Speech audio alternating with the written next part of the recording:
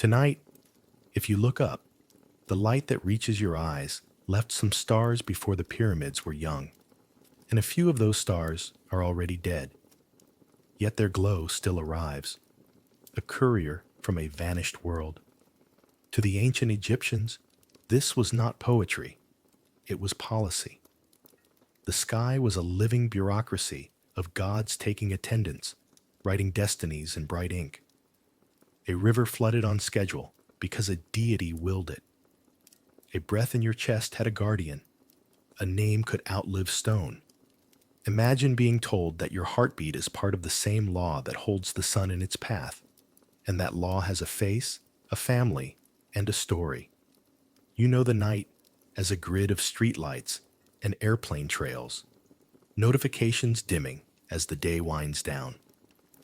They knew it as a page turning under the solar bark of Ra, who sailed across the heavens by day and into the hidden waters by night to fight a serpent older than memory. When your weather app predicts rain, they watched the rivers rise on a carved stone gauge and said, Hapi has kept his promise. When you cross a bridge at dusk, they ferried their dead with spells, food, and the certainty that the soul has more than one part and more than one journey. Different tools, same hunger, to understand why things live, why they end, and how meaning can be made to last. In the next hour, we will open the oldest stories as if they were cedar chests, how the gods began in a first silence, why a king called himself the son of Ra and paid for it with responsibility heavier than gold, how a murdered god named Osiris taught a nation that order can be rebuilt from ruin, how a feather named Mot could weigh more than empires. We'll see how myth shaped calendars, courtrooms, harvests, tenderness, and war, how symbols carved on cool limestone trained generations to remember, how a desert invented immortality not as escape, but as architecture.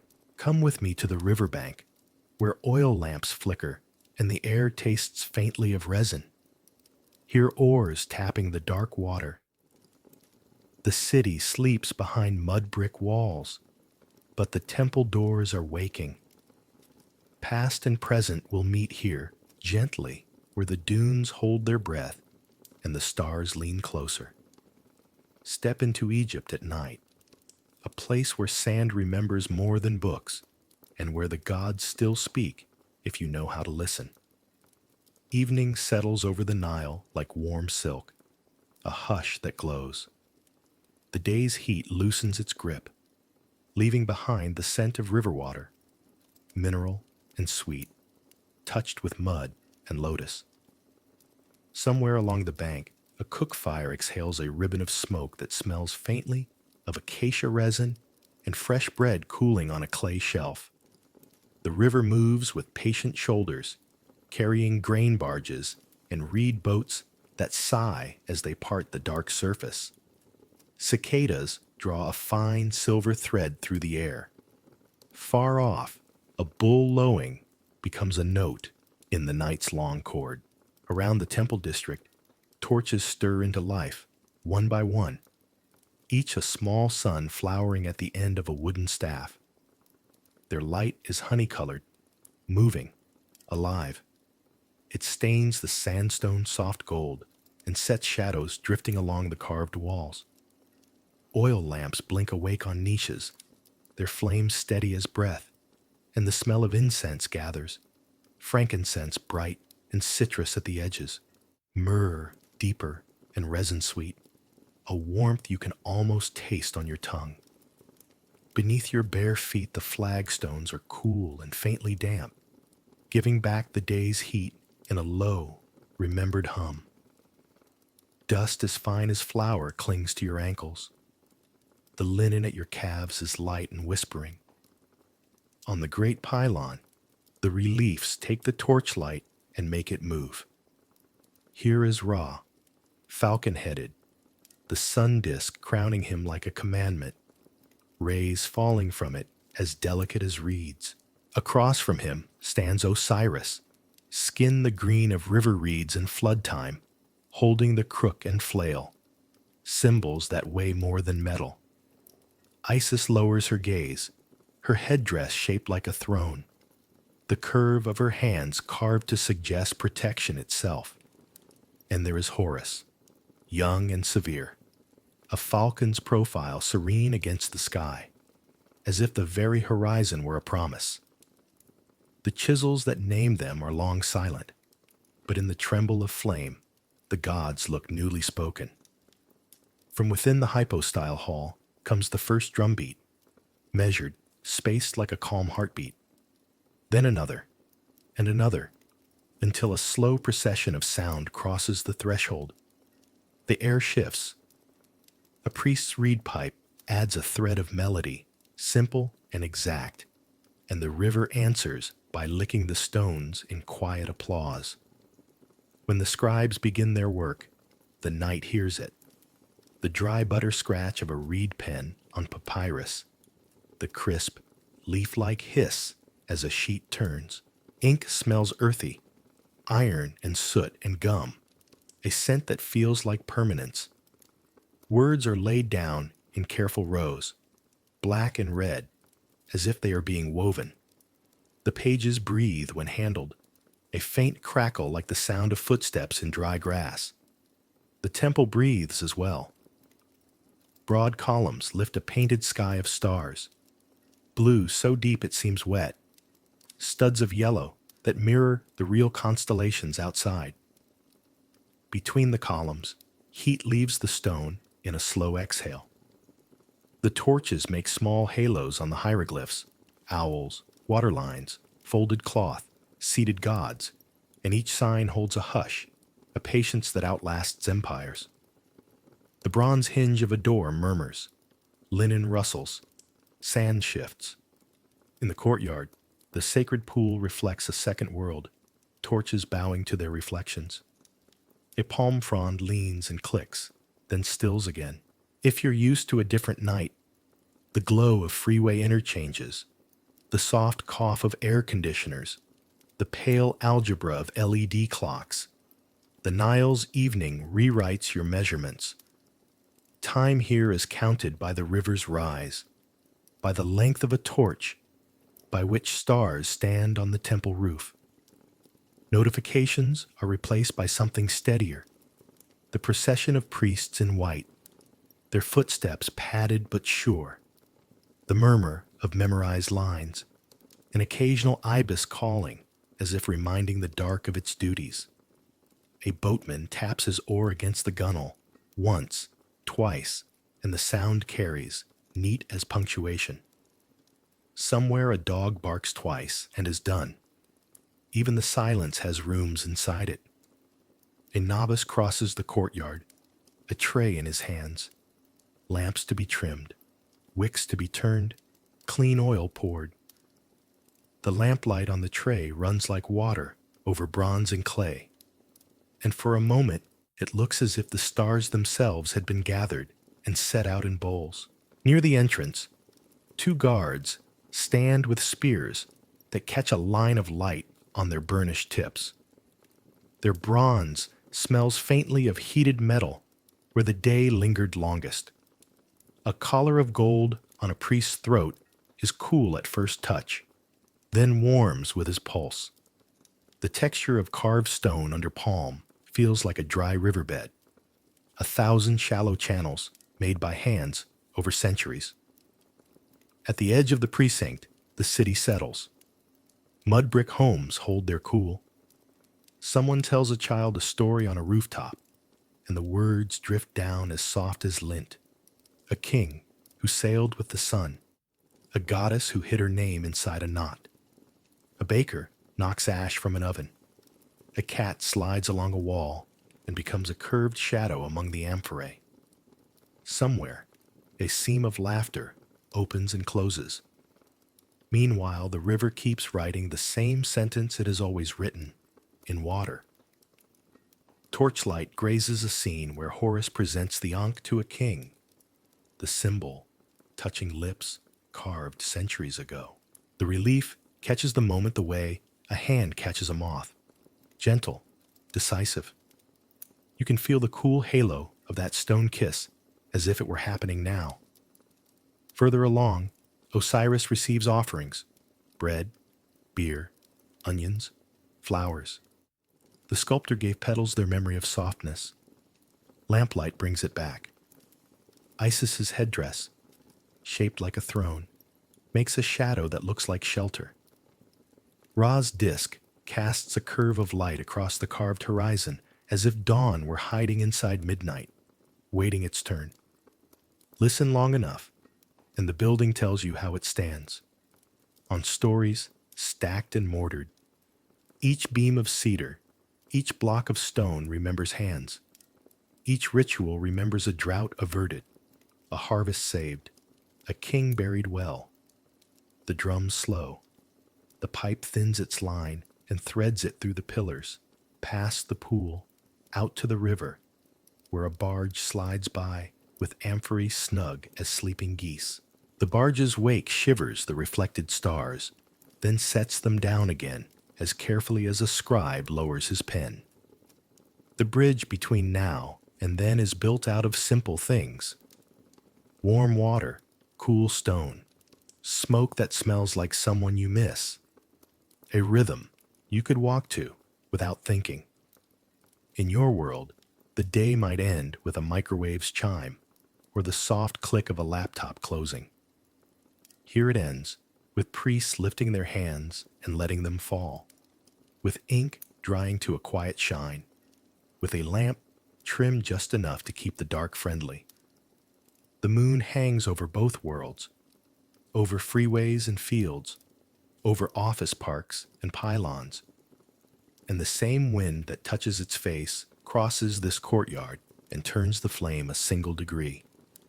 Night deepens.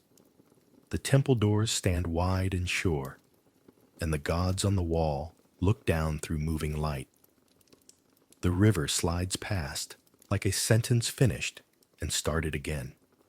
Somewhere in the precinct, a prayer ends on a consonant and hangs there, not quite leaving, not quite staying. In this hush, the old myths are already awake. All you have to do is keep walking until the torchlight becomes their voices and the stone begins to remember out loud. He was called Hori, a young priest of Heliopolis, keeper of the house of life where papyrus breathed like fields in a soft wind. He had the clean hands of a scribe and the sleepless gaze of someone who had learned to carry fire without burning it. Lamps, words, traditions. By day, he counted oils and incense cones, inspected wicks, balanced tablets of offerings. By night, he unrolled texts that smelled of gum and smoke and river water, and followed their ink as if following a river's course to the sea. People said Heliopolis was where the sun had first stood up and spoken, and Hori was one of its young listeners. He had a teacher, old Panesi, a lector priest whose voice had the texture of dry papyrus, warm and frayed.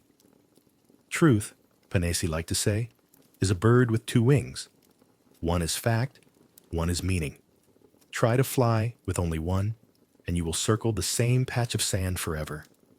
Hori nodded, copied, memorized, and when the temple fell quiet, he turned the words over, the way you turn a bead of faience against your thumb.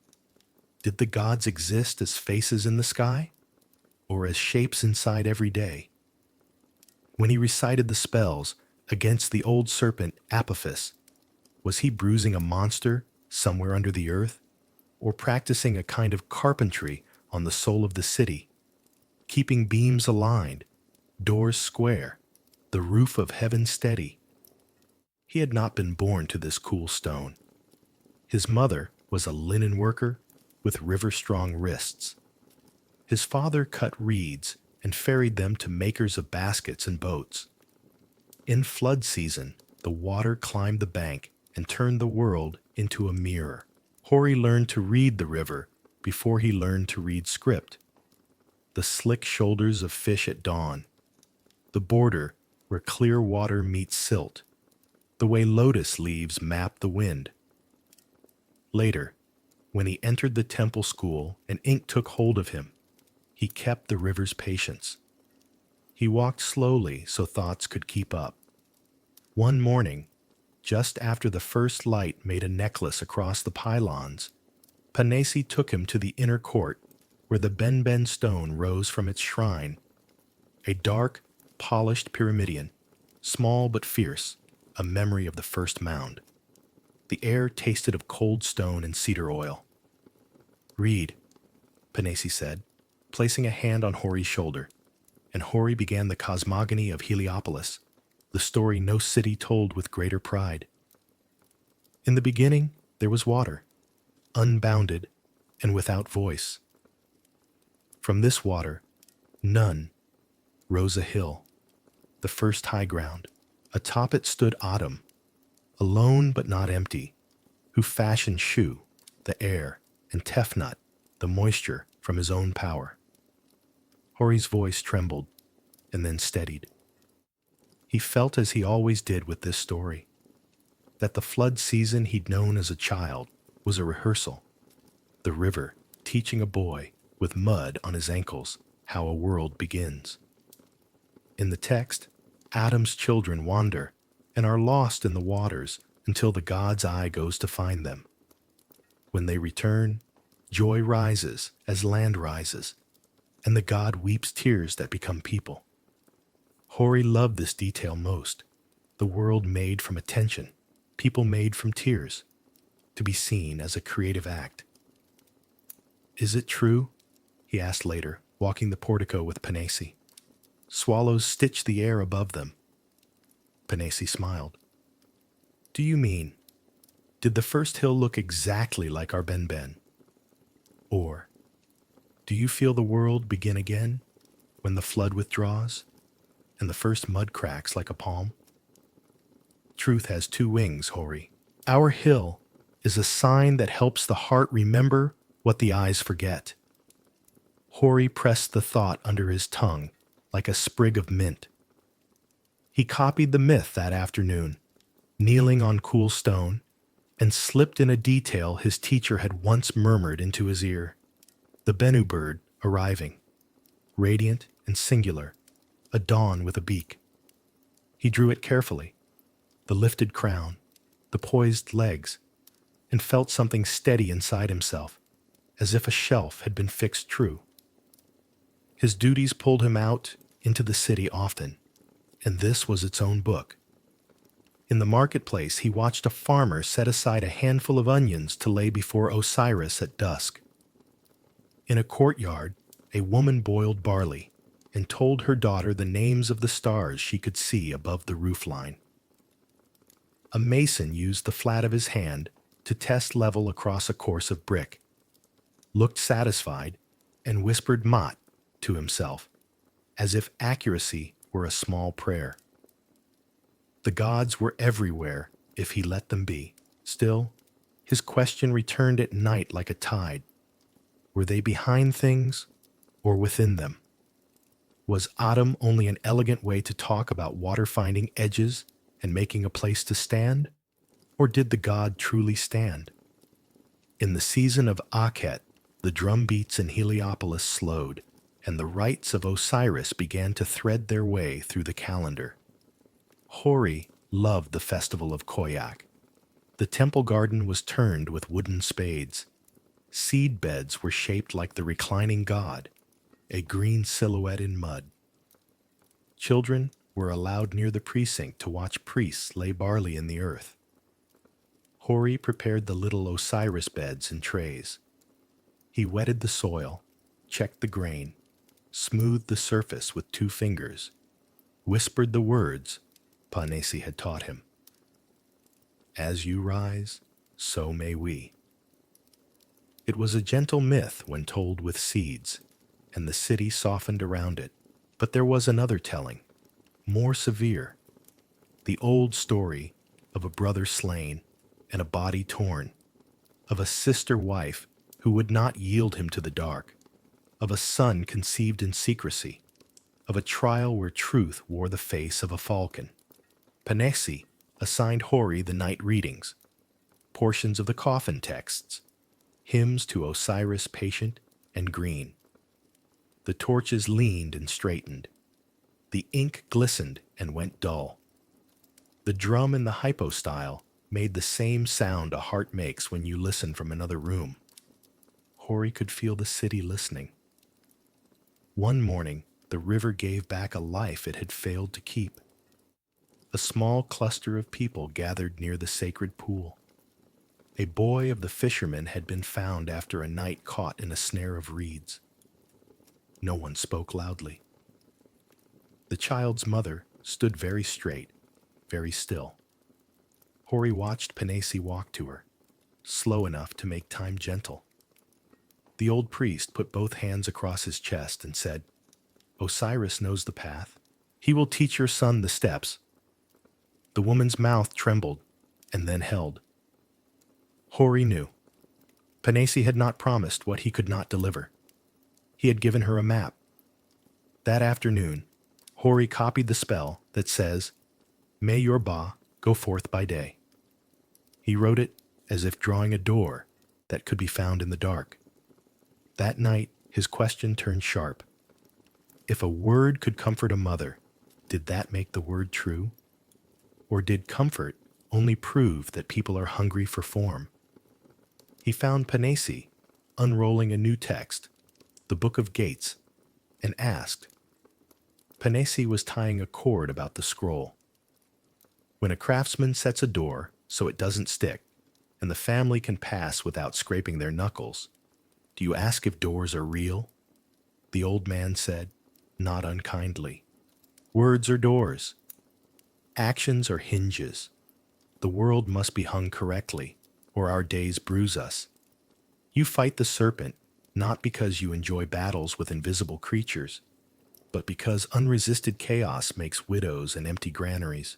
If we speak well, the sun has a clear channel. If we speak badly, our own minds become swamps. Hori slept badly, then woke into purpose. At dusk, he went to the Nilometer with a tablet and stylus to note the rise. The steps were wet halfway up. The marks carved in stone, years, rains, floods, made a quiet calendar. An old boatman named Mena leaned on the rail. Good? Bad? He asked. Good, Hori said, because the water had that patient shine of enough. Mena nodded once, as if answering a private ledger. Hori liked that the city kept 2 calendars, one in ink, one in water. The first time Hori carried the solar bark in procession, he felt its weight as instruction. The boat was cedar and bright with gold, a model of the god's ship lifted by 8 pairs of arms and walked from shrine to gate. The road was swept. Girls tossed petals that stuck to Hori's feet and released a faint citrus scent when crushed. On the bark sat the small statue of Ra, the sun disk gilded, the falcon's face severe and tender at once. Hori kept his place, listened to the drum, imagined the god's nightly journey he had learned by heart, the caverns with their names like locks, the guardians with their names like keys, the 12 regions, the hidden lake, the moment when Apophis rose and was bound, pierced, cut, burned, and cursed with words that were both knives and ropes. He felt a rumor of fear whenever he reached that part in thought. Not fear of a snake, but of a world without seam or song. On a noon some weeks later, the light thinned without warning, as if a hand had passed over it. The temple courtyard paused. Birds hesitated mid-flight. It was not darkness, but a polite dimming. Strange, like a guest clearing his throat. The silence was so complete that Hori heard the pad of his own sandals. A priest looked up and then down again. Men stopped talking in the market. Women put their palms over bowls as if to keep stew warm. A moment later, the light returned with a soft click, the way a lamp does when a wick is trimmed. Panesi said nothing at first. Later, in the house of life, he touched the boy's shoulder. Even the sun's pulse can stutter, he said. There is no shame in fear, only in forgetting the answer. Do you remember the words? Hori did. That night, he read them with a steadier voice than he would have predicted. He was starting to understand that to speak a thing was to place it. Words could be stones on a bank, guiding water. They could also be daggers. He had heard Set called strong. In the marketplace, strong was a compliment for a wrestler. But in the text, strength without measure was simply a name for appetite. It seized what it wanted and called the seizure destiny. He saw a face for that appetite when the desert's wind walked in on a series of afternoons, grain-colored and hot. The Khamsin rode the streets and moved the edges of things, found gaps, spooned sand into jars through the finest cracks. The air stung. Plants lay down and tried to be smaller. In the temple garden, Hori covered the seedbeds with mats. In the market, Fear sat on crates with the vegetables. The god of desert and red land had always been part of their world. In a storm, you felt him. Panesi said, "We respect Set when we build a wall well. We defy him when we let greed breach a measure." That year, a dispute rose between two irrigation managers over who would draw first from a newly cut channel. The argument spread like dye in water. The temple was asked to mediate. Hori stood behind Panesi as the old priest listened to both men speak themselves out, and then, without raising his voice, laid a string across a drawing on a tablet, measured with the same care Hori had seen in the mason's palm, and divided the days. "You will take the second day," Panesi told the man who had shouted most, "because when a field is too full of your own voice, it yields poorly." The man glared, and then, slowly, nodded. Hori watched Set shrink to a size manageable by good measuring. There was a relief in this kind of priestcraft that felt like justice cooling after heat. Panesi grew ill. His breath grew short, his steps careful. Hori brought him water in a wide cup and held the scrolls at a height that did not make his teacher's shoulders burn. One night, Panesi beckoned Hori close. "Take the bark tonight," he said. "Your voice will be the one the doors know." Hori's stomach answered with a small roll of fear. He had always been the second voice, the one that set the pitch, but did not carry the melody. He walked into the hall as slowly as he could bear. Columns rose like a forest taught to stand still. The case that held the god's image was opened with gestures that were part prayer, part locksmith's craft. Outside, the city folded into dusk. Inside, oil made small suns. Hori tasted resin and ash at the back of his tongue.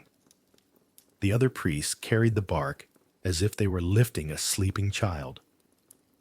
Hori took his place, hands steady on the poles, and then set them down and stepped forward to read. "The first gate," he said, "is the gate of seeing everything as it is. The guardians are named He who grants passage and She who measures breath." The knight listened. Hori listened to himself listening. He named the hours in the caverns. He greeted the watchful. He offered bread in words, beer in syllables, cool water in lines that felt drawn rather than spoken. When he reached the hour of Apophis, he did not hurry. He pronounced the serpents' names in their brokenness, the way a potter pounds a fist into clay to wake it. He felt nothing mystical and everything solid. The certainty that attention, made steady, was a kind of tool. At the end, when the boat had been carried round and the case sealed, when bows had been made and the drum quieted and the oil lowered its hum, Hori stepped back into an evening that had been gently repaired.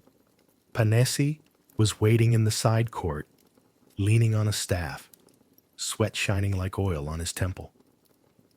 "Well," the old man whispered. "I think I understand," Hori said, breathless and calm at once. "Not the whole of it, but how the story sits inside what we do." Panesi smiled, with the soft triumph of a lamp that catches again in a wind. "You don't hold the sun up," he said. "You make the habits that let it rise." Days turned like beads. Panesi died, his absence as shaped as his presence had been. Hori wrote his name many times, the letters neat, a row of small doors.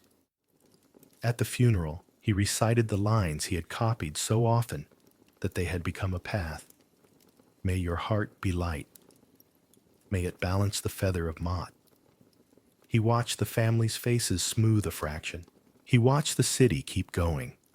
The same vendors, the same river, the same arch of swallows over the pylons at dusk. The world both mourned and did not.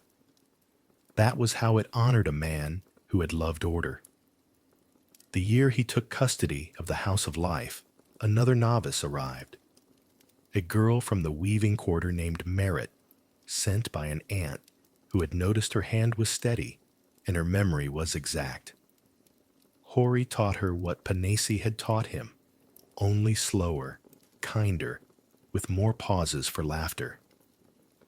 "Why does Atum make children alone?" she asked one afternoon, eyes bright with mischief and hunger. "Because sometimes beginnings are private," Hori said, blushing, then adding, "and because the story wants to tell you that life can arrive out of solitude. But it also asks you to look for the moment when it must become a family to continue." Shu and Tefnut returned to their father. Joy makes people. Creation isn't a trick, it's a reunion. Merit nodded, as if storing it like grain. When the rites of Osiris came again, Hori let Merit press the green seedbed flat. He watched her face soften when the first blades lifted days later, a velvet hint of life on the shape of the god's body.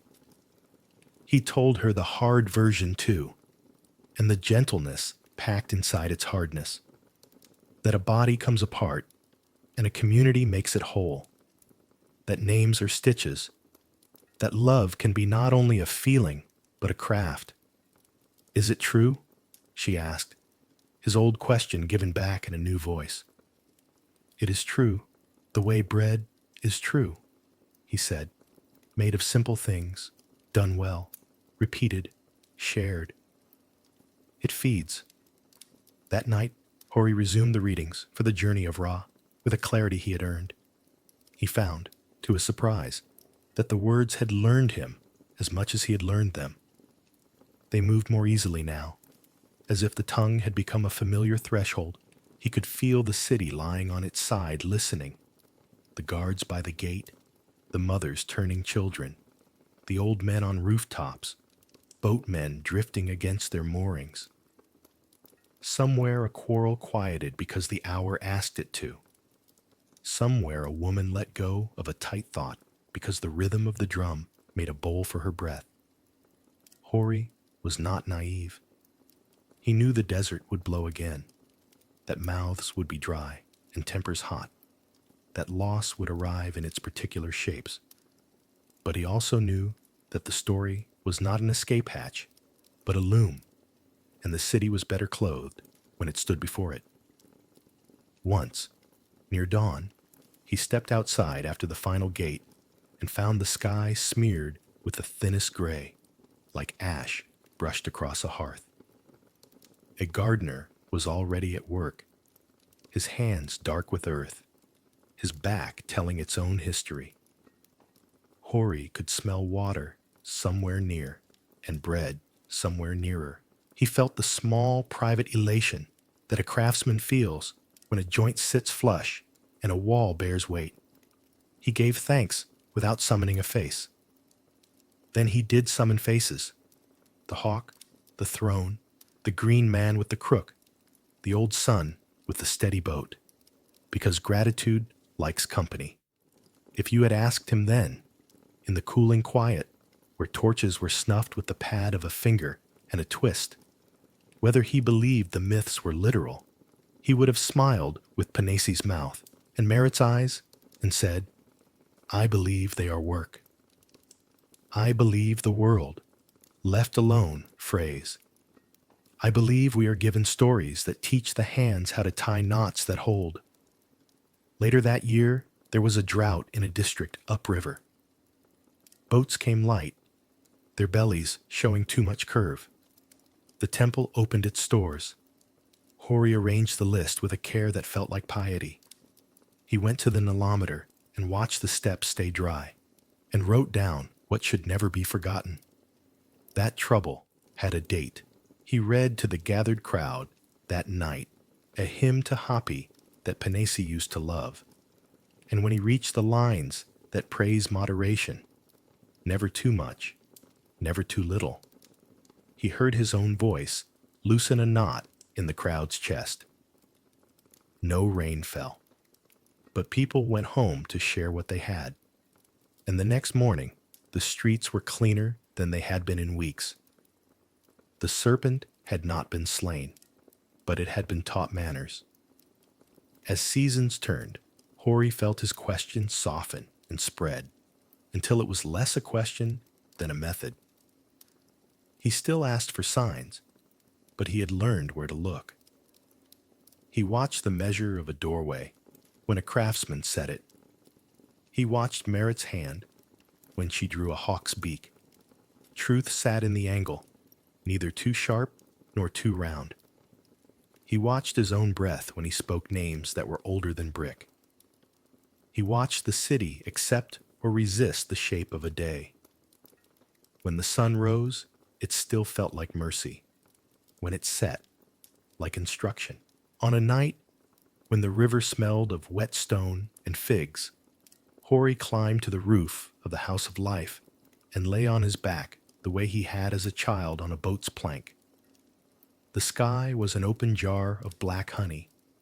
He thought of autumn standing on the first mound, alone but not empty.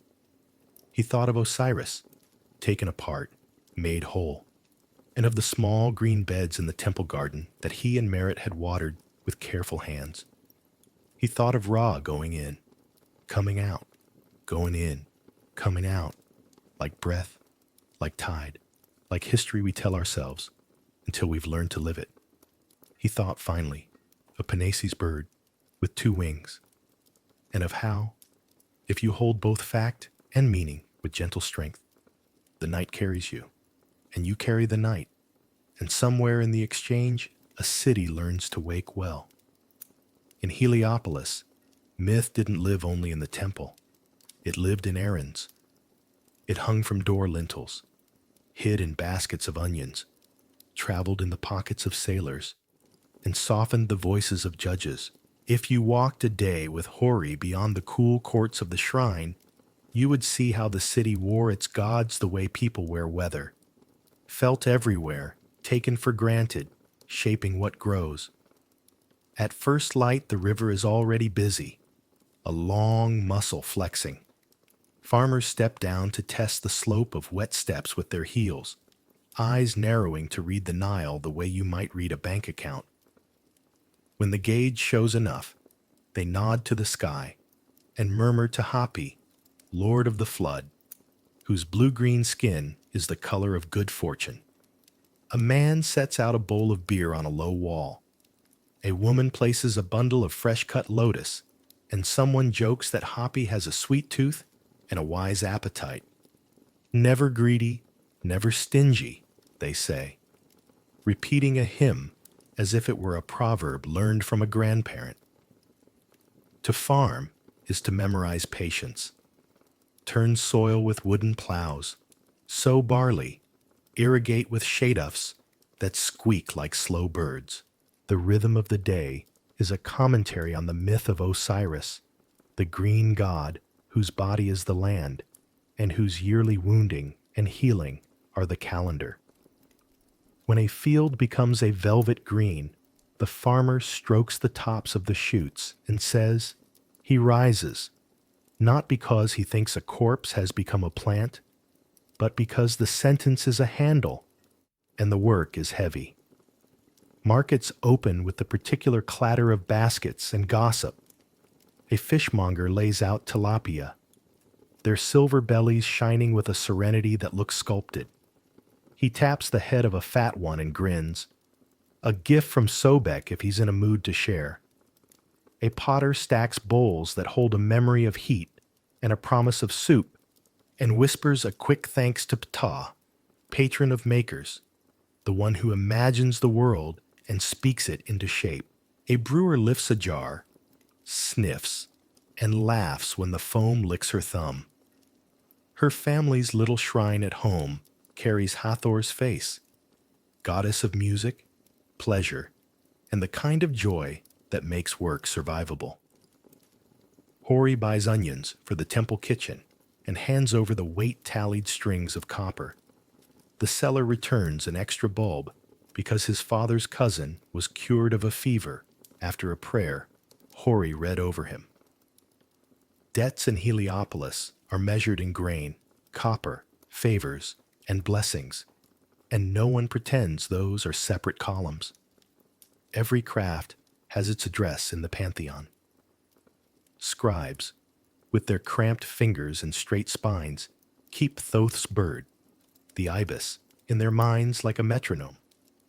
They scratch lines that are part inventory, part memory, part spell against forgetting. Weavers in the quarter where Hori's mother works thread their looms with quiet talk to Neith, a goddess of war and weaving who understands that pattern is how you survive chaos. Carvers chip stone in patient snowfalls and touch their chisels to their foreheads before beginning, not because the tool is holy, but because attention is. Soldiers headed out along canal roads to guard storehouses or escort a tax barge slap their pectorals where Sekhmet's lioness face is stamped. "Keep my edge and not my temper," one says with a half smile. A charioteer fixes a strip of leather and whistles to Montu under his breath. A midwife straightens her back to ease a long night and fingers a small clay hippo, Taweret, big-bellied guardian of childbirth, waiting in her pouch like a hand to hold when pain knocks the door. In homes, the gods look smaller and closer. On bed legs, squat little Bess sticks out his tongue forever, a clown with a knife, terrifying to ghosts, delightful to babies who grasp his beard with sticky fists. The eye of Horus is painted over door lintels, a cool glance watching pantry and cradle. In the corner of a clean-swept room stands a tray with yesterday's bread and this morning's bouquet, a household altar that smells faintly of human life, smoke, dill, milk, warm wool. Women sing little songs that are both lullabies and theologies. Men repair sandals and mutter minor liturgies of leather. Children ask impossible questions and are given answers that fit their mouths. Where does the sun sleep? On a boat with brave friends? Where does Grandpa go? To the fields that never burn, where the barley always stands. Myth here is a gentle grammar. It makes the sentences of life parse. Some days the city shifts gear and remembers it is also a capital of ceremony. Drums call not just from the temple, but from the streets as processions form. Barks shoulder high, gold flaring like a domestic star, sistrum shaking, a soft rattle sound like light through palm leaves. Priests in fresh linen, bodies shaved smooth for ritual cleanliness, as if to carry fewer shadows, move with the small, exact gestures of people who do this often and never casually. Women with menet necklaces make a steady swarm of beads click against the back of their necks, a sound that quiets nerves the way certain rainfalls do. Everyone makes room as statues emerge veiled and bright. Ra with his disk, Isis with her throne, Horus with the eye that sees too far to be fooled. Fragrance skims the air. Frankincense, myrrh, kai-fi. A perfume that seems to hold a memory of roses and smoke. Shop shutters are folded against walls, and old men step onto stools to see better and then pretend they didn't. Festival names are calendars of mood.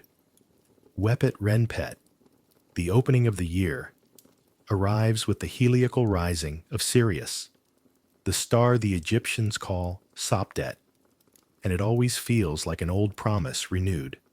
Flood, silt, seed, bread.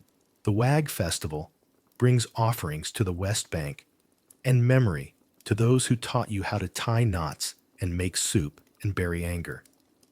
During Koyak, the city smells like wet earth because of those little Osiris beds, hoary and merit water, with more tenderness than the trays require. In Thebes, far upriver, the beautiful festival of the valley ferries, the god Amun across the water to visit the West Bank, the city of the living, bringing comfort to the city of the dead. In Heliopolis, the said festival is the crown jewel, an occasion not annual but epical. A king renews his strength by running symbolic courses, proving he can still breathe the state into motion.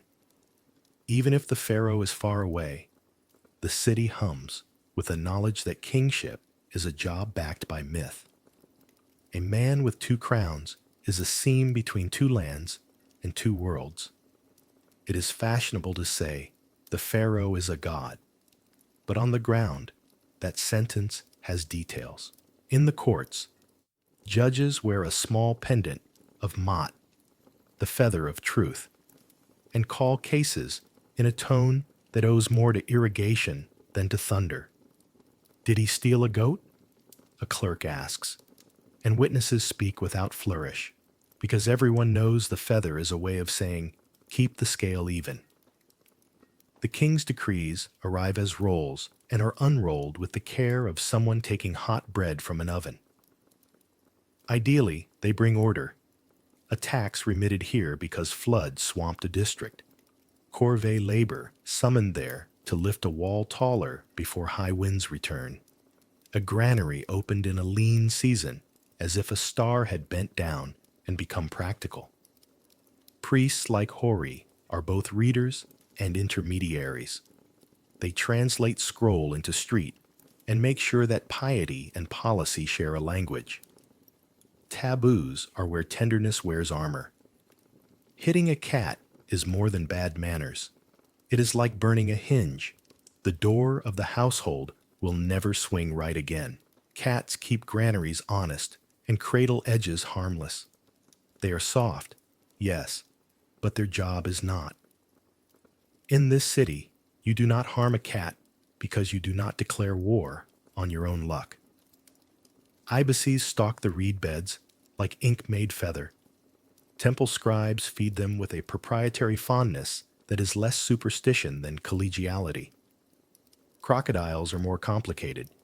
In Heliopolis, you give them space and names spoken only in warning. But in the Fayum southwest, people adorn tamish beasts with jewelry and call them the living glance of Sobek. Ferocity harnessed, terror domesticated. The point is not that every town loves every animal the same way. The point is that respect gets local, and the pantheon flexes to hold it. The Nile, of course, holds the strictest rules. You don't foul the intake with washing vats of dye or tip ash where children draw water. You settle disputes over canal timing without breaking dikes, because a broken dike is a story that keeps telling itself in hungry ways.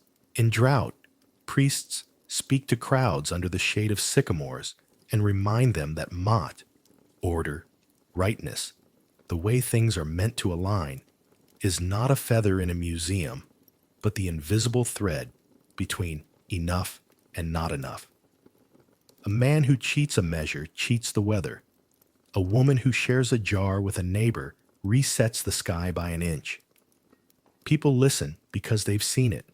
Communities crack not only from heat, but from meanness. Floods appear not only in rivers, but in tempers.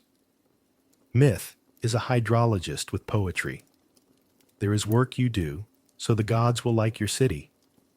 And there is work you do because you like your city. The boundary between those is thinner than papyrus. Hori oversees the delivery of meat and bread to the temple storehouses, and the stewards tally carefully because waste is a liturgy for Set, an invitation to appetite without measure. Granary doors open and close with the dignity of timely adjectives. Somewhere, a tax official checks a list and pretends his reed pen is as light as a feather. Somewhere, a boatman swears an oath by the solar bark and rows straighter. Somewhere, a mother spreads a clean cloth, sets out a small image of the goddess who comforted her during childbirth, and lets her daughter paint kohl around her eyes. Both medicine and beauty, both symbolism and shade against glare. And yet, despite all this choreography, the society is not a set of marionettes pulled by invisible strings. It is a patient collaboration between story and habit. Priests and artisans barter respect as if it were a material.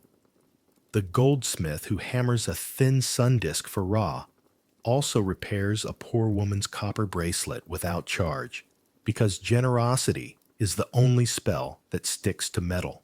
The stonecutter, who refaces a god's nose on a damaged relief, asks Hori what words accompany the work.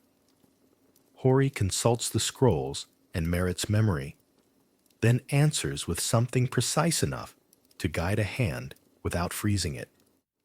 Soldiers stationed by a warehouse bring figs to the temple kitchen because they believe well-fed priests read better, and better-reading priests keep the demons of confusion from slipping into the ledgers.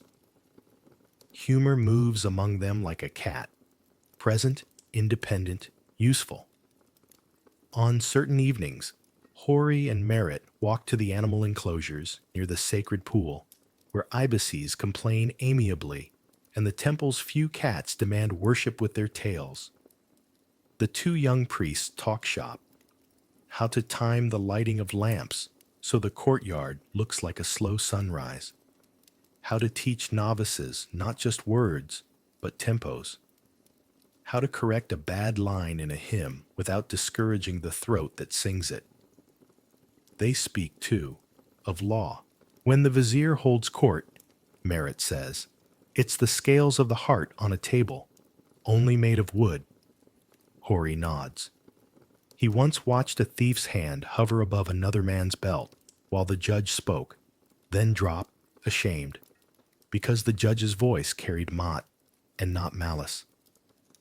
The myths do not only describe a world, they discipline it, gently, like a good teacher tapping a reed twice on the floor.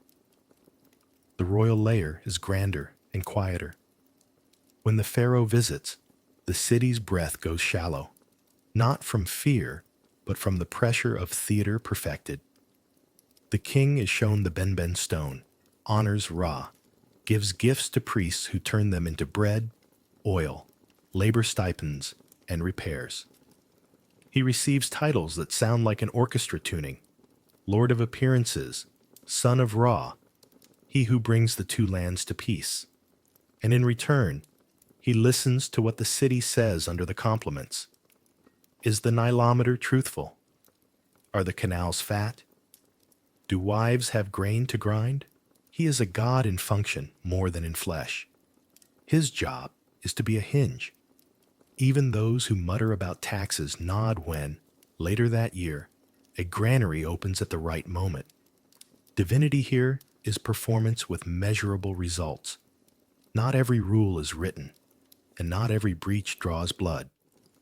Many taboos are gentle fences with gates. You do not speak the true name of a god carelessly. Names are levers, and levers move things you might not want moved. You don't joke loudly during funerals. Grief is a canal whose walls are thin for a while, and boats pass in both directions. You step aside for a procession because the city once stepped aside for you when you were carried newborn, screaming and astonished, past the same door. You don't waste water because someone upstream taught their child not to.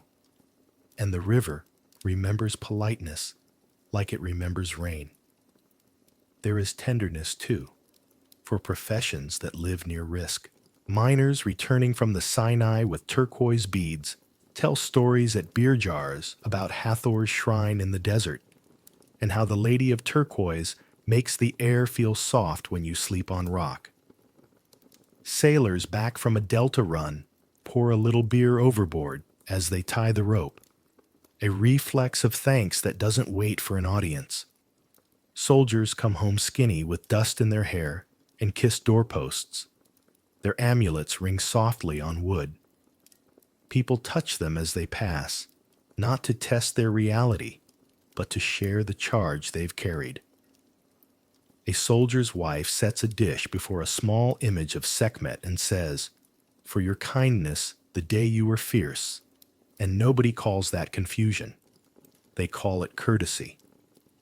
On days when tempers flare, when a clay delivery is late and a kiln cools wrong, when a tax counter finds a shortfall and a steward goes white, when a child breaks a jar and two mothers trade sharpness, myth steps in not with thunder, but with instruments of calibration. A scribe quotes Thoth, "Exactness is a kindness." A judge rests a palm briefly on the feather pendant, and his breath slows. A neighbor walks over with a spare jar.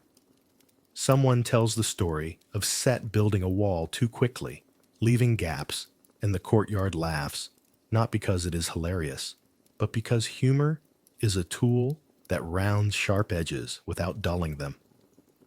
In this city, piety is the art of making tomorrow easier for strangers. At night, the gods walk back into their larger shapes. The solar bark's case is closed and sealed, and yet men on the river tug their oars a little closer together around midnight, because everything is easier when you believe you row with company. A woman in the weaving quarter runs her fingers through thread and tells it a secret about a wish, and the thread agrees to hold. A cat leaps silently from amphora to roof beam. An owl goes out to collect mice like taxes.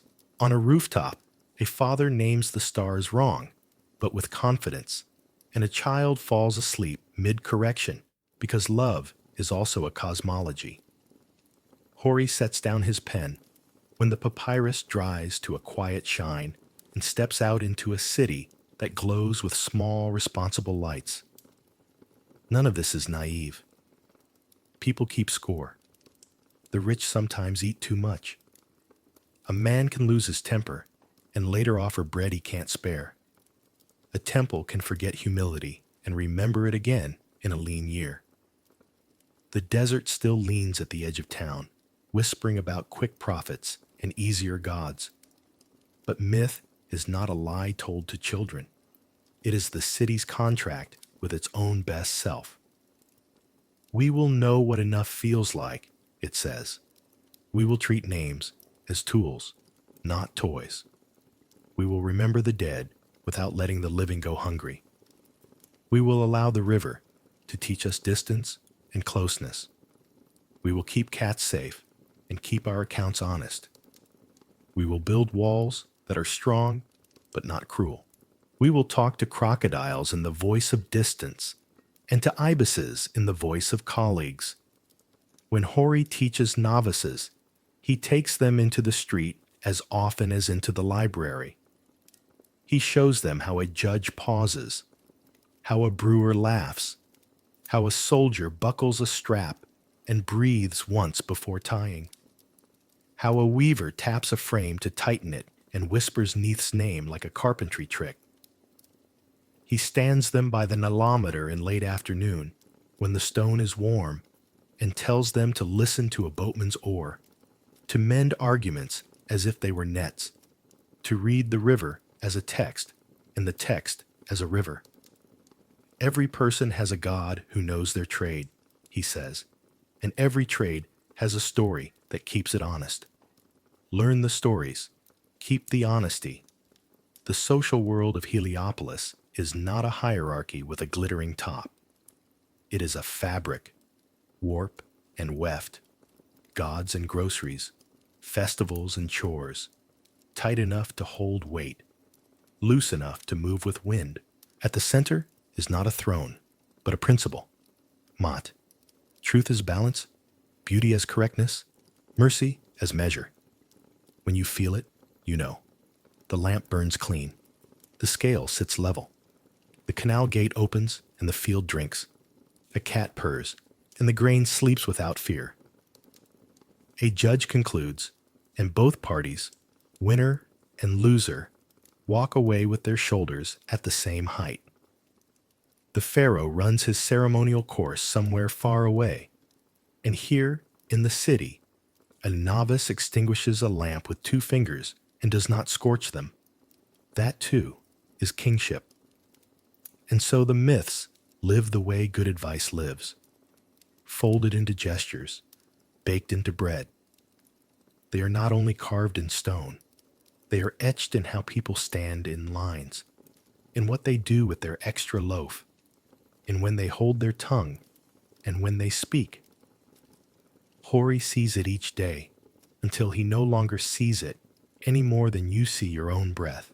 It is simply how the city continues, a procession that never ends, turning corners, waving gently, putting itself away until the next time the drums start, which is always soon and always deserved. If you climb, gently, in your mind, above Heliopolis at dusk, the city resolves into a grammar of stone. Architecture here is not passive shelter. It is myth welded to measurement. Walls speak a language older than laws. The skyline is a sentence that begins with a pylon. The twin towers shaped like the hieroglyph for horizon, and moves inward toward shadow, where the god resides. Every line is a choice, every axis a prayer you can walk. Start with the oldest brag the land can make, a pyramid, which is not just a tomb, but a thesis in limestone. Its sides meet the world at calm, fixed angles. Its base squares itself to the 4 directions, as if shaking hands with the compass. To a passerby, it looks like a mountain taught manners. To a priest, it is a staircase for a king's rebirth, a stone echo of the first mound rising from the primeval waters. The capstone, gleaming once with electrum, was a small benben, a memory of the world's opening move. Even now, when you say the word pyramid, you name not merely a shape, but a promise that death will be architected, that grief will be argued with using geometry. Temples, meanwhile, are the city's best textbooks. Their facades are the horizon itself, Akhet, 2 masses framing a central portal where the sun can be welcomed, coaxed, convinced anew. Pass through, and the courts step down in light like a river toward shade. Public brightness, then processional dusk, then the cool hush of hypostyle. Columns carved as bundles of reed and lotus, a stylized marsh where creation could happen again. The ceiling is painted with stars, so the roof remembers sky.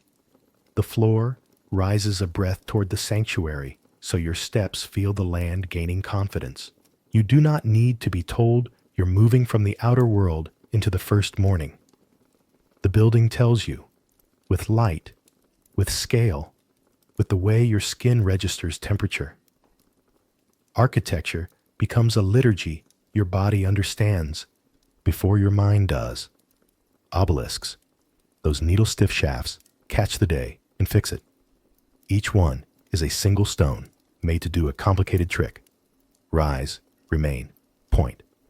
They are called tekken, to pierce, and that is what they do. Puncture the sky with a sunbeam that stays.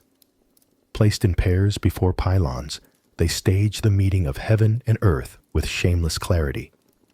Their tips, once sheathed in shining metal, flashed like a god's laugh at noon. Heliopolis loved them.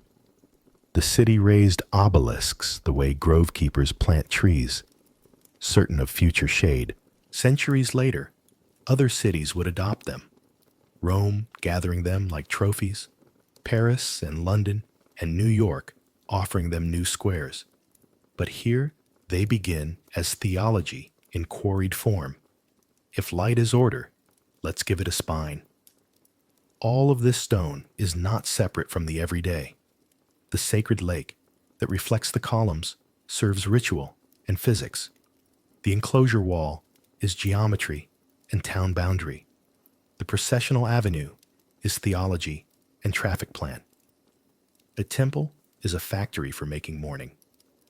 Its rituals, washing, clothing, feeding the god's image, singing the hours, sensing the air, are maintenance for the cosmos disguised as chores. The myth of Ra's nightly voyage is built into doors that open and close with patient hinge song. The triumph over chaos is rehearsed in the careful sweeping of floors and the measured quieting of lamps. When Hori learned the roots and timings of these buildings, he learned the faith's most serious secret. Belief is logistics with perfume. Kingship rests at the center of this web, because someone must be the hinge. The pharaoh is not simply a man in a hat. He is the living interface between the human city and the story that keeps it steady. In life, he is Horus, the hawk's focus, the ruler as eye. And at death, he becomes Osiris, the king who learned how to lose and return, the green god whose patience makes fields. He is son of Ra by office, which is not biology, but geometry. He stands where the sun comes through. When he appears, he is wrapped in names like functions. Lord of the two lands, to hold Upper and Lower Egypt in one fist. Lord of Set festivals, to renew power with speed and breath. Lord of Mot, to emphasize that his job is not to invent rightness, but to demonstrate it. Politics in such a world is not secular. Policy is a moral weather report. A decree to clean canals is not a mere engineering memo. It is a microdrama of Mot pushing back against Set. Tax relief after a low flood is not magnanimity. It is a priestly move on a different board, feeding order with stored grain. The king runs the Set festival course not for sport, but to prove that the executive branch can still oxygenate the body of the state. When coronation inscriptions say the king causes Mot to prevail, they tell you what citizens are allowed to expect. Not miracles, but correct proportions. The ruler's failure is framed as cosmic draftiness, doors that don't seal, an axis that's a degree off, a world that lets in sand. Priesthood and palace dance an old necessary pas de deux. Temples own fields. Their granaries blink with stored sun. Priests like Hori administer not only incense but inventories. They can rebalance a neighborhood with an opened gate. In return, the state gives timber, labor exemptions, protection for caravans headed to quarries and mines. When abstraction swells, when images become more gilded than useful, when a ritual becomes a performance no one believes, reform arrives, sometimes gently, sometimes like a hammer. Think of the brief, blinding experiment at Amarna, when a king pointed to the disk of the sun and tried to reduce the choir to a single voice. Architecture recorded that gamble too. Courtyards that demanded open light, hymns that sounded like a human throat remembering how to pronounce only. The old order reasserted itself after his death, plural gods returning like a flood into a canal. But the episode remained in stone as a reminder that theology and politics are cousins who cannot be kept from family arguments. Follow the Nile to the sea, and the story keeps moving. The Greeks come. curious and competitive, and poke their heads into libraries and shrines. They take notes and gods, as travelers always do. They call Heliopolis on, map Thoth onto Hermes, learn to roll certain vowels and names until they feel native in new mouths. Alexander arrives like weather and departs like precedent. The Ptolemies, Greek rulers wearing Egyptian crowns, build temples with a flair for bilingualism. Columns thick with old signs, reliefs crisp with new noses, inscriptions that make room for Greek alongside hieroglyphs. The god Serapis appears, part Egyptian, part Greek, a diplomatic invention with real charisma. Handsome enough to populate statuary and flexible enough to reassure both sides that the world is still held. Isis, though, refuses to be a local. She goes everywhere because her portfolio is portable. Mother, savior, sailor's friend, comforter of the sick, finder of lost pieces. In Alexandria, her temples bloom with sea winds braided into incense. Sailors lift their cups to her before leaving harbor. Women who have seen too much ask her for a gentler night. Priests shave their bodies and become familiar figures in port cities from Delos to Puteoli. In Rome, the Iseum becomes a landmark, and processions with sistrums rattle through streets built to a different code. Initiates whisper stories of knightly rites, of water poured as if it were a fresh river brought from Africa to wash out a day's mistakes. The empire does what empires do: adopts, adapts, outlaws, pardons, persecutes, returns. Isis survives because she answers questions that never age. Can care outlast loss? Can a name build a bridge over bad water? And if I carry a small image in my pocket, am I foolish or simply equipped? You can trace this diffusion in stone as reliably as in stories. Obelisks cross the Mediterranean on barges built like arguments. Rome stands them in circuses and squares, reassigning them to new gods, new games, new calendars. They are still rays, just now shining in Latin. Reliefs in provincial towns show Isis with a knot in her dress and a handful of wheat in her palm, an image grown cosmopolitan without losing its Napatan roots.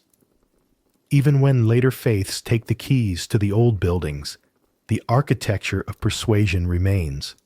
Basilicas inherit the long axis and the procession. Mosques take the courtyard and the ablution fountain. Synagogues carry the ark like a memory of a shrine in an inner room. Light is used as theology in all of them. Sound becomes scaffolding. Chant, hymn, recitation, all tools to set breath in patterns that make people kinder than their moods. If this feels familiar, it should. The way a temple tells you how to walk is cousin to the way a courthouse in your city lifts a portico on sober columns and asks you to lower your voice. The way a pylon frames dawn is cousin to the way a memorial frames names with polished stone, so you see yourself reflected when you read them. Even our secular displays borrow gravity from old forms. An obelisk lifts in Washington and tells the sky we remember certain hours. A pyramid floats on the back of a dollar bill, like a badge from a civilization we never met but somehow recognize. The metaphors travel well because they are not truly foreign. They speak about light, weight, proportion, fairness, the furniture of a livable life. Consider, too, the moral machinery. The weighing of the heart against a feather is not an exotic scene to be admired and then dismissed. It is a cool picture of a warm truth. That actions accrue mass. That conscience, whether winged or wordless, is a scale you carry.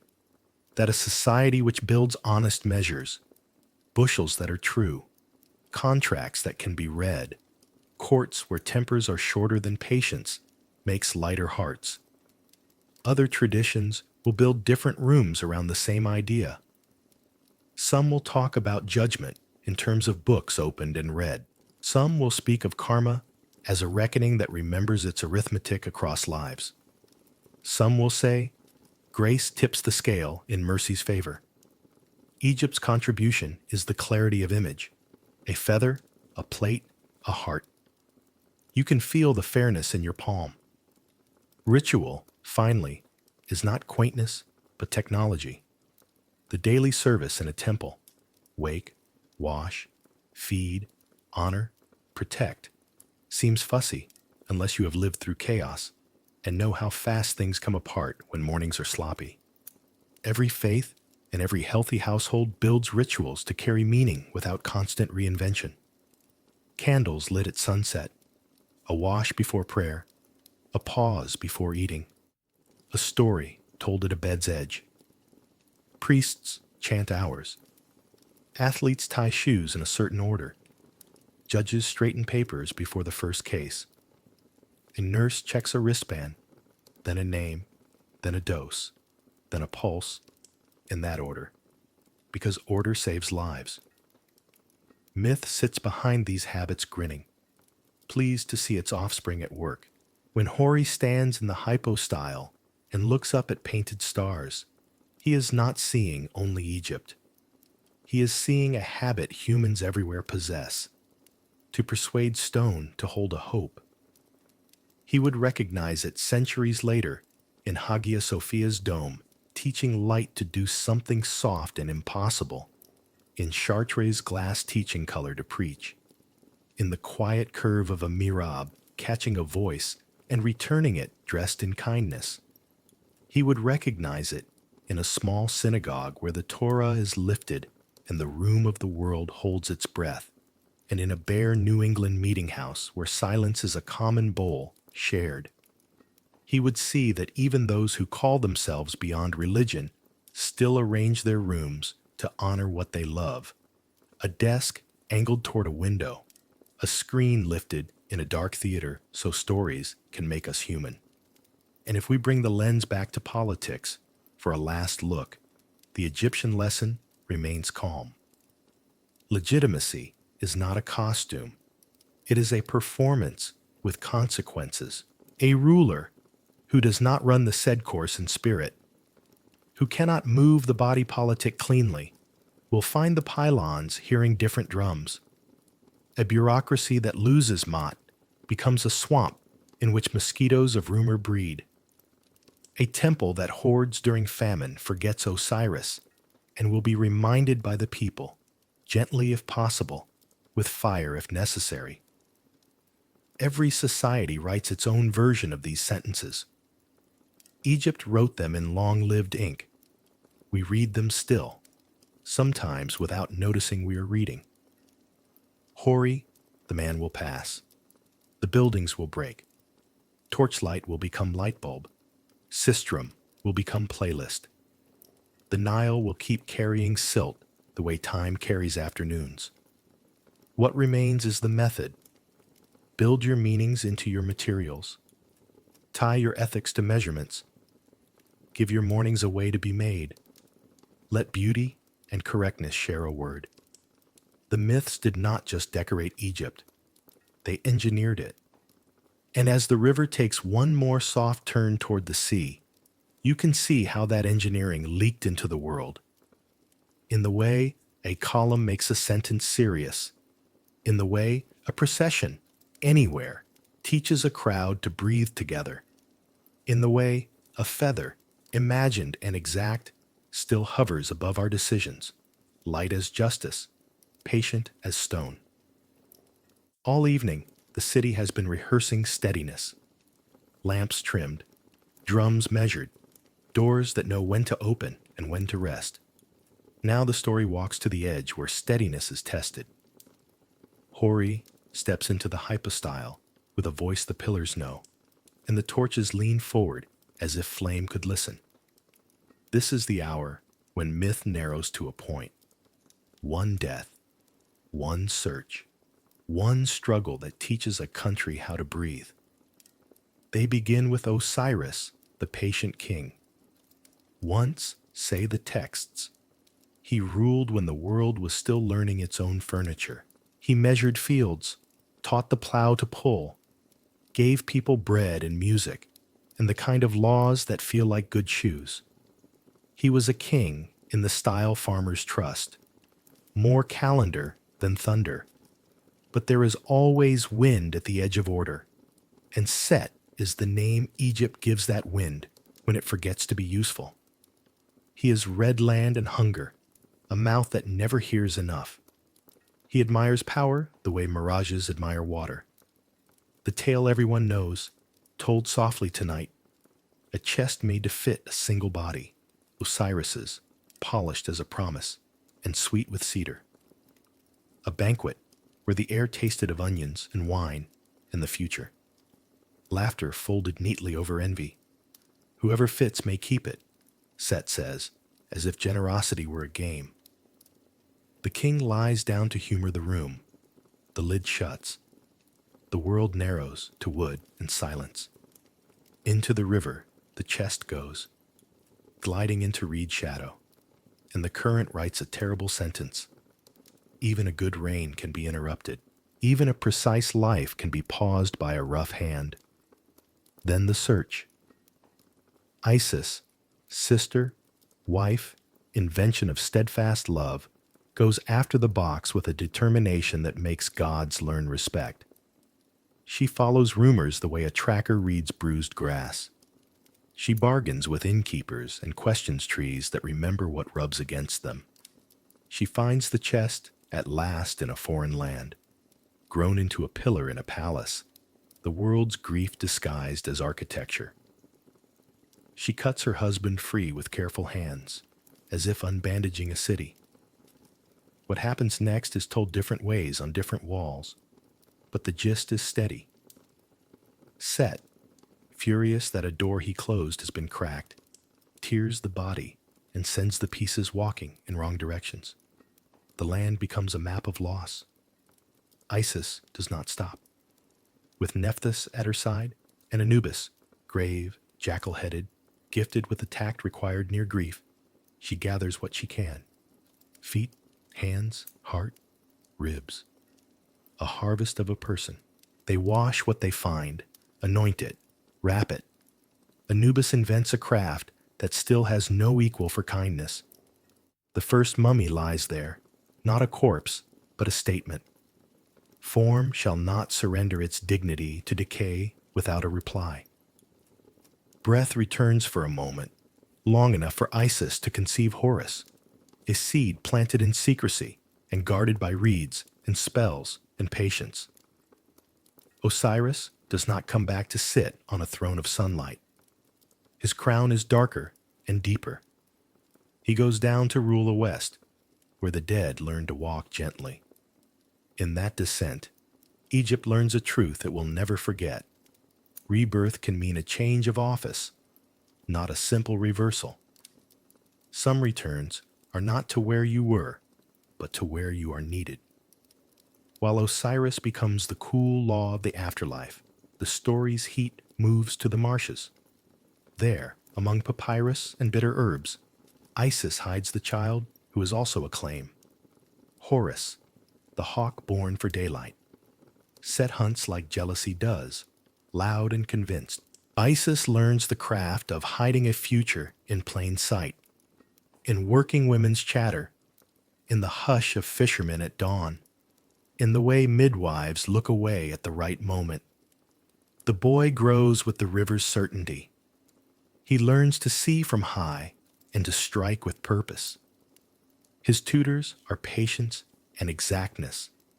His inheritance is a wound that came in pieces.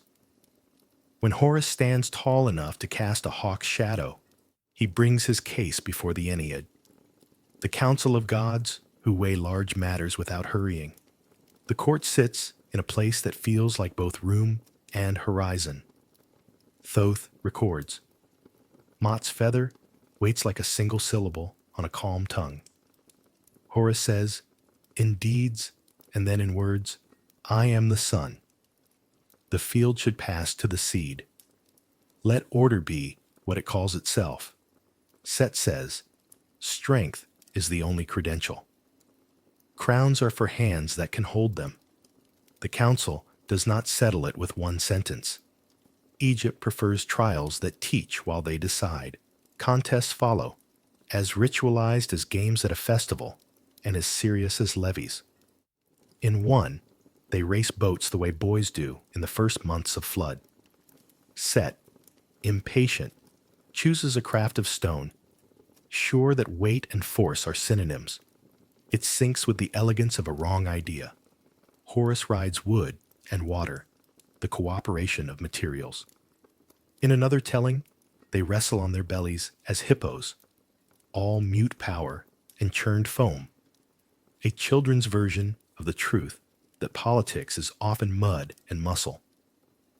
In a more private test, treachery comes disguised as laughter. Egypt's priests know the story, but whisper it gently because evening audiences deserve tact. The thread through them all is the same.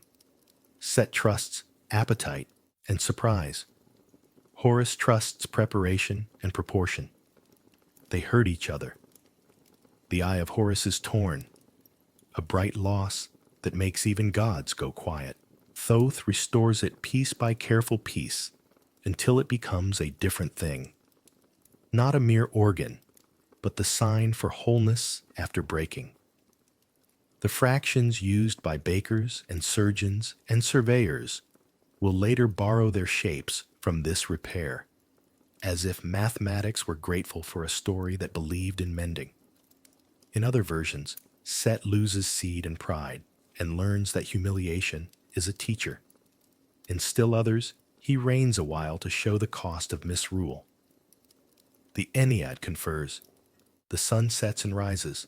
The trial stretches over years, because culture is long work. The night of decision comes without trumpet. The council listens to testimony that sounds like rivers talking in their sleep. Long, plausible, persuasive. Ra, old and solar, understands that daylight needs a clear path and a proper air. Isis, never careless with power, argues not as a mother only, but as a citizen of a world held together by lawful succession. Even Set is defended in outline by those who point out that red land has its uses. It houses mines, gives hard edges, teaches craft to be specific. What Egypt is deciding is not good versus evil, as a child might draw it, but how to seat force so it works for the room. The verdict crowns Horus. The words land like birds and settle. The throne belongs to morning.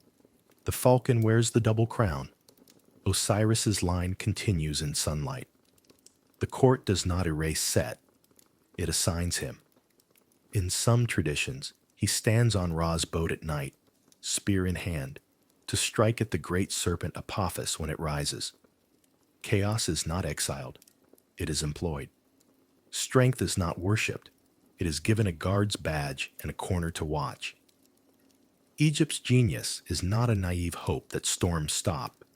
It is a commitment to build channels so storms water fields. Hori's voice is firm through this part, but the drum under it slows, and the air in the hall becomes kind. You can feel the city exhale. A crown on Horus's head is a court that will open on time, a nilometer that will be read without cheating, a baker's scale that will not stick. Set's reassignment is a relief you know from your own life, a difficult temper housed in a task, a loud friend asked to carry boxes instead of arguments.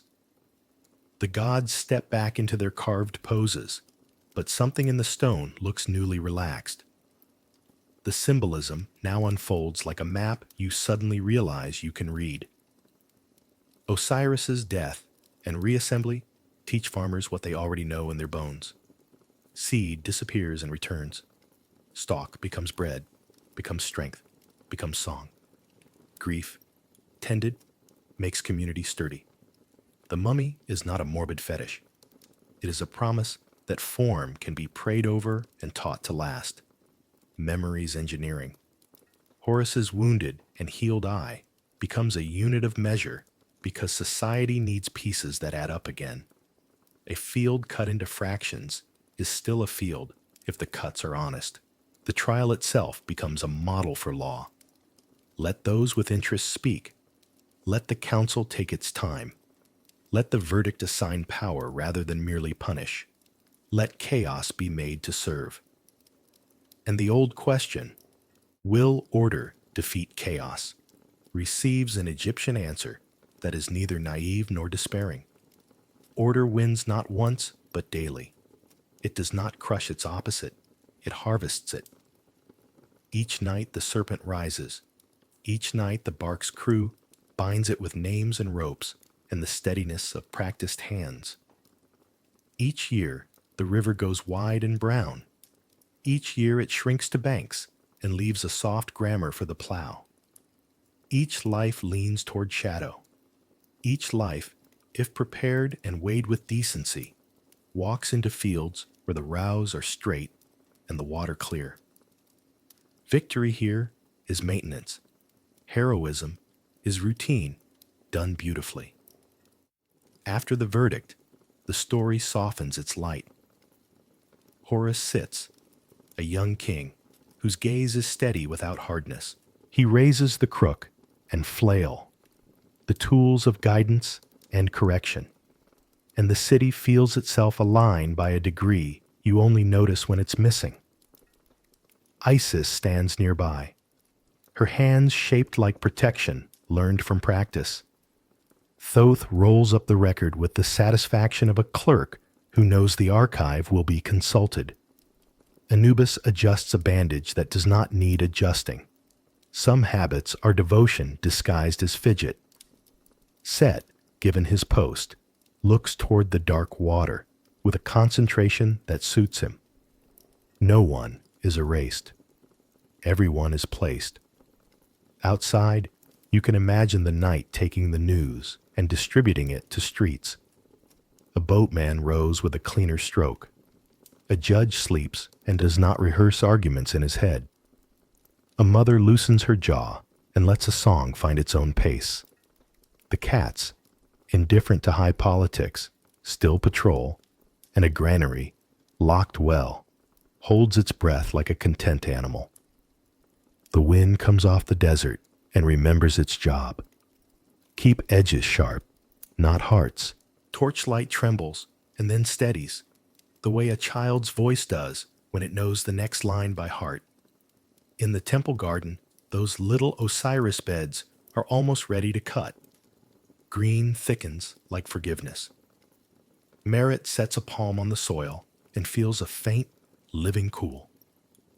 Hori stands with her and listens for the farthest drum, the one nobody plays, the one the earth keeps for itself. He thinks of his teacher, of doors hung true, of scales sitting level, of a feather that can shame a stone.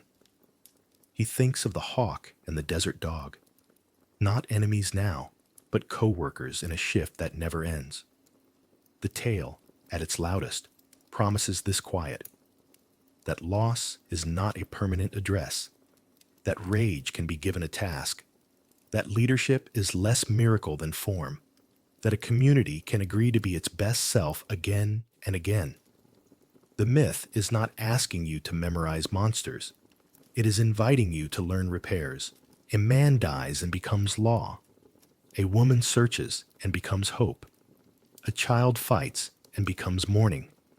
A rival bends and becomes useful. A city listens and becomes itself. And so, the climax resolves not with a door slammed or a serpent slain once and for all, but with work distributed wisely. Horus takes the throne. Set shoulders the night watch. Isis keeps names whole.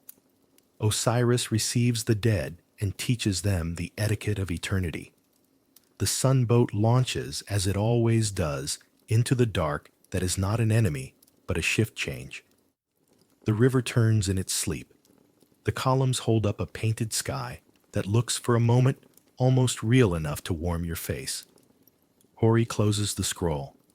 The drum rests. The lamps burn lower, but clean. Outside, the Nile carries everything forward. Grain, stories, moonlight.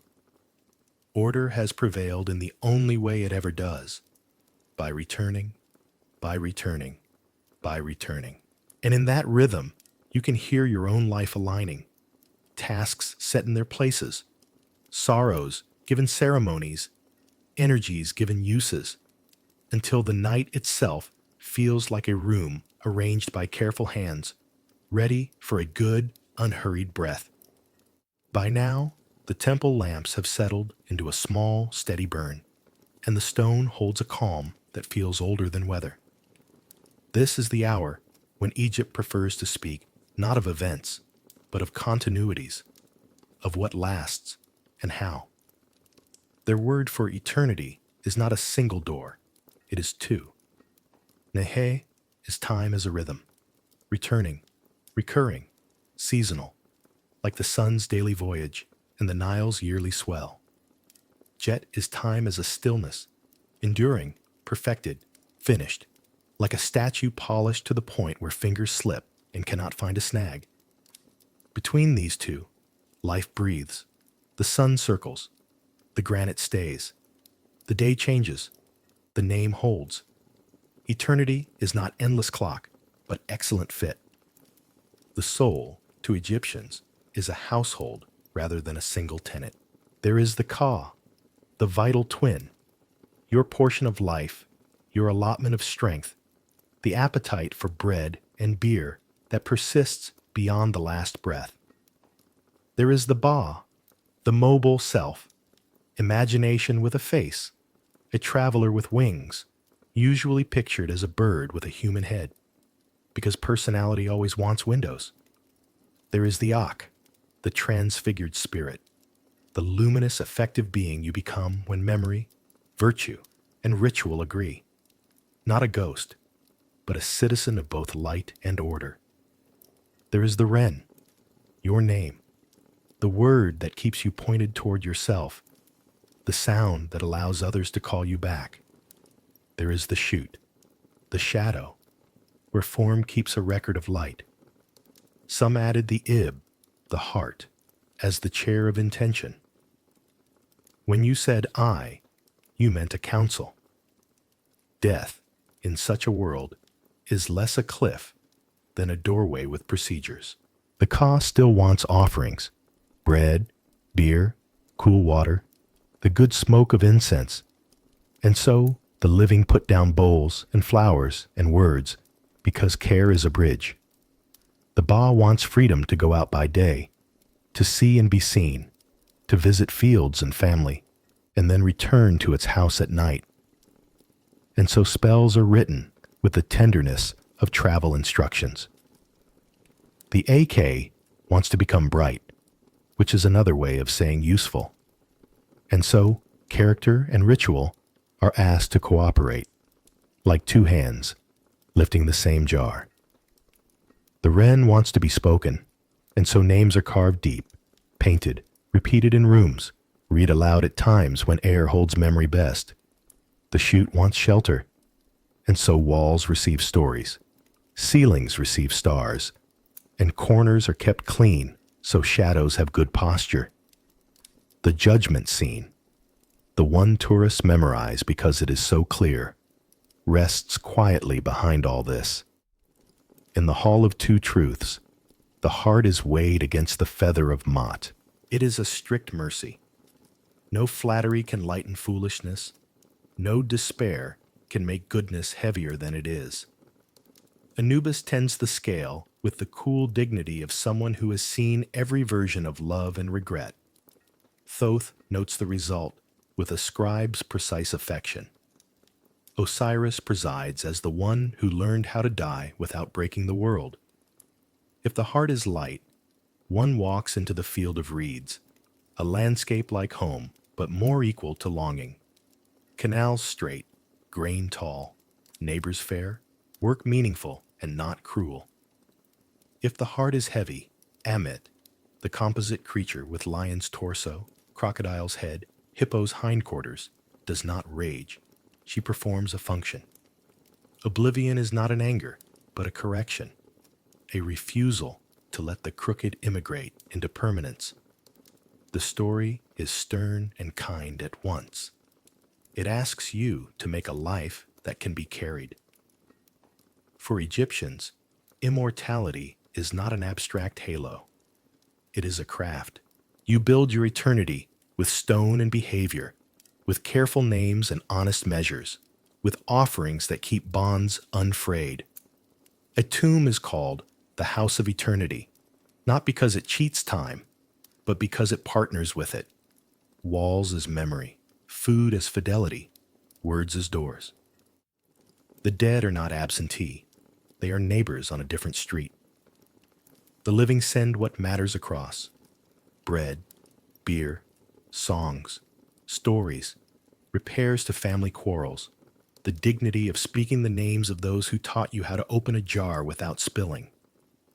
Listen closely, from your own distance, and the method is familiar. We still press meaning into matter and call it safety. We still arrange small rituals so days won't bruise us. We still believe that names hold people together the way woven reeds hold water back from a field. We frame photographs. We keep a grandmother's mixing bowl. We set a place at tables for those who should have been there.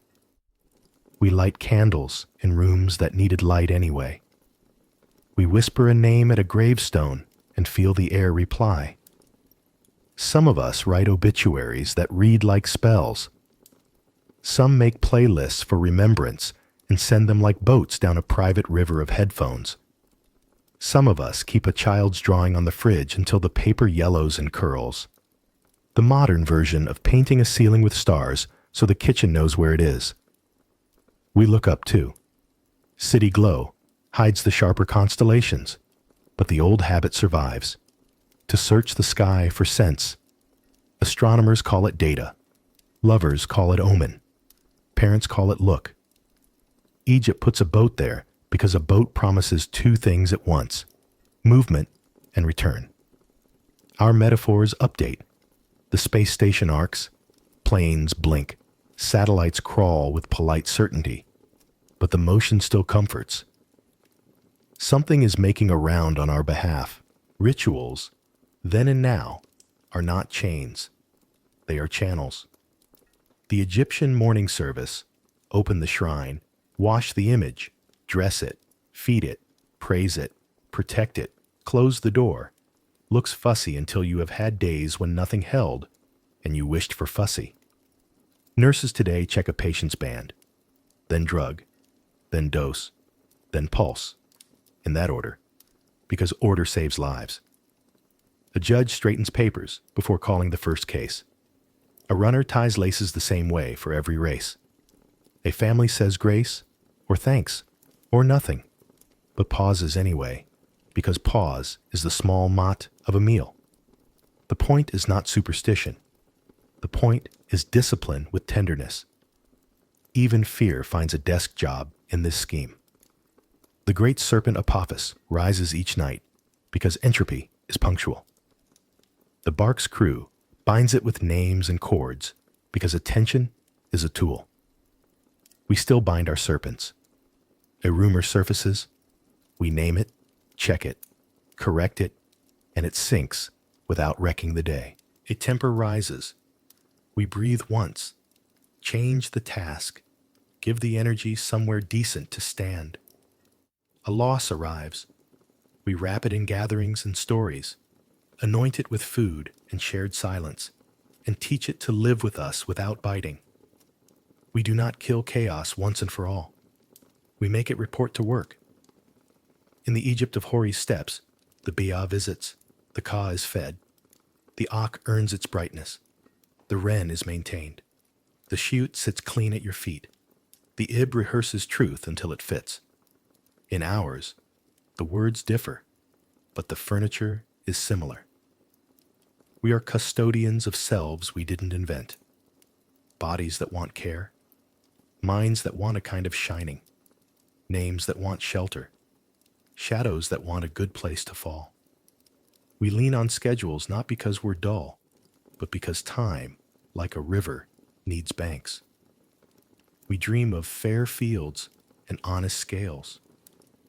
We ask strangers to treat our hearts as if they're being weighed. Egypt's vision of forever is not a threat or an escape.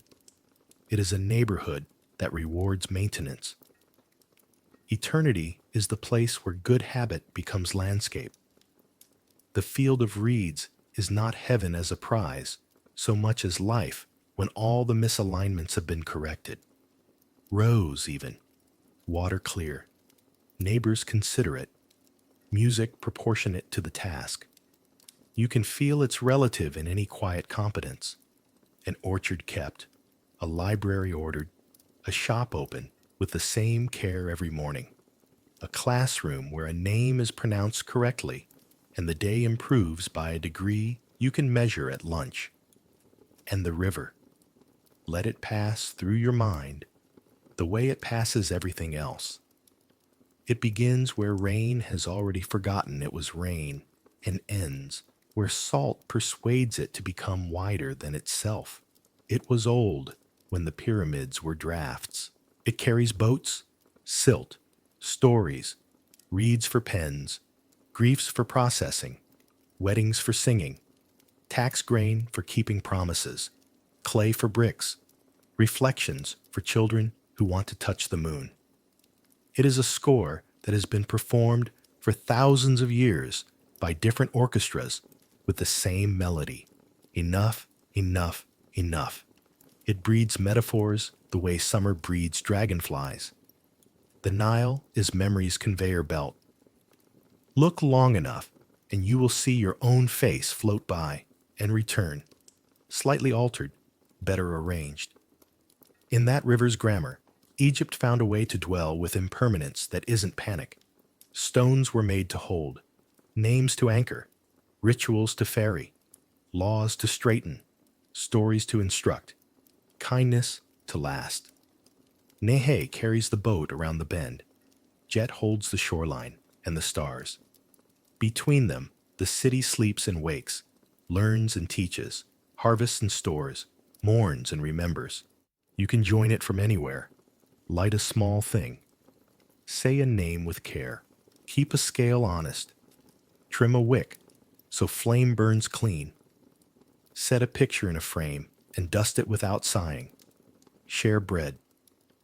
Make a repair that no one notices because it made the world behave as if it had never broken. When Hori steps out at last, the sand has cooled to the temperature of thought. The columns wear their painted stars as if sky were a coat they are allowed to borrow. A cat takes the long way home along a wall that knows every foot it has ever felt. Across the water, a fisherman taps his oar exactly twice, the way his father did, the way his daughter will if she inherits the boat. From the river's surface, the moon picks up its own reflection and walks with it. The wind moves a palm frond by the smallest degree, and anyone paying attention might call that movement a blessing. If you listen for it, you can hear the old vocabulary breathing under your newer one. K as appetite that deserves honor, not indulgence. Ba as the quick mind stepping out to look around and then returning for rest. Ach as the earned brightness of a life kept in proportion. Ren as the music you are to others. Shud as the humility of being shaped by light. Ib as the balance point where choice becomes character. Egypt kept these in rooms of stone. You can keep them in rooms of wood and glass and weather apps and phone alarms. The materials have changed. The method has not. So the night loosens its grip with the gentlest of hands. Drums go from sound to memory, ink from shine to matte, torches from flame to ember to a warmth you can feel but not see. Somewhere a prayer ends on a consonant and does not need a vowel. Somewhere a child's question, "Where does the sun sleep?" is answered without hurry. The Nile goes on with its old sentence, writing and rewriting, never exactly the same. always legible. And your own day, with its modern seams and bright devices, can meet that sentence without embarrassment. It can step into the slow rhythm Egypt perfected and say, softly, in whatever language you trust, let what matters return, let what endures endure, let what is heavy learn lightness, let the names be kept, let the river remember us kindly as we remember it. The last torches breathe once and go out, a small orange surrender. Their smoke curls like handwriting that knows when to stop. Stone cools by degrees. Sand accepts the dark the way a held breath accepts release. Beyond the walls, the desert gathers its long hush and lays it gently over everything. Roof lines, reed boats dozing at their moorings, the careful mouths of jars. The painted stars on the hypostyle ceiling keep their soft imitation of the sky, while the real sky spreads its fuller version above, immeasurable and kind. Hori lingers in the doorway to be certain the latches take. It's a habit more than a duty now. The same way a father checks the stove twice after midnight. He feels the grain of the cedar bar, smooth where generations of hands have made one curve, and thinks of the whole day, the readings and repairs, the weighing of moods, the steadying of small tempests with measured words. Behind him, incense fades into a memory of resin. Before him, the courtyard fills with a moonlight that looks like poured milk. What have the stories done? More than name gods. They have named the distances between people and taught us how to cross them. They have shown how to turn grief into a garden and anger into a guard at the proper gate. They have taken the strange facts of living, bread that vanishes, breath that leaves, water that returns, and given them manners. In these myths, a king learns to be a hinge, a river learns its schedule, a heart learns that lightness is not carelessness, but well-made choices stacked over years. Egypt's pantheon is a choir with many timbrels, but the song stays human. Isis, who refuses to stop looking. Osiris, who transforms losing into instruction. Horus, who proves that inheritance is a craft, not an appetite. Set, who becomes useful when seated correctly. Thoth and Mot, who make accuracy a form of kindness. Even the monsters are measurements. They tell you where the edges are. You do not have to live beside the Nile to need these instruments. Any city can borrow them. Any life can. The precinct empties itself of sound. Somewhere an ibis shifts its weight. A soft hinge click. A cat takes the long stare of a wall, tail writing a slow question mark that never needs an answer. Across the river, a single oar taps twice. Punctuation at the end of a sentence the Nile has said for centuries. Continue. The breeze moves through date fronds like a reader turning a page carefully so as not to tear it. Above, Orion hunts as he always does, and Sirius waits where she always waits. The bright bead on the thread that binds beginnings to returns. Hori steps down to the flagstones and lets the night come level with his chest. He is not thinking about theology now. He is thinking about tasks set well. A lamp trimmed to a clean flame. A scale that read true. A name spoken so the air remembered it. A novice who learned where to pause. If myths live tomorrow, he knows, it will be because of such modest exactness. Because someone closes a gate with tenderness. Because someone opens a storehouse when the road dust tastes of hunger. Because someone remembers the right line at the right time and says it without show. The desert silence gathers a little closer, not empty, but spacious. A good room waiting. You can feel how the stories want to be left in this shape. Not as thunder, but as architecture you trust in the dark. They were never only about otherworldly beings. They were about us, about how we hold and hand over, how we weigh and forgive, how we stay when staying is the work, and go when going is the gift. They are instructions for building a life that can be carried and for setting it down gently when it is time. Hori turns once, not to check the door again, but to honor the place that taught him the rhythm of returning. Then he walks into the alleyway, where the city breathes in its sleep.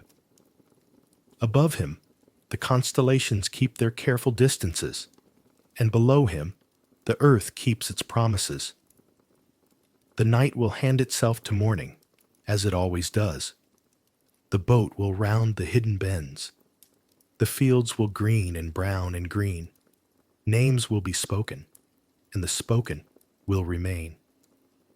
And as tonight settles upon the earth, the shadows of ancient gods still walk softly among us, quiet as memory, patient as stone, reminding our hands how to be steady and our hearts how to be light.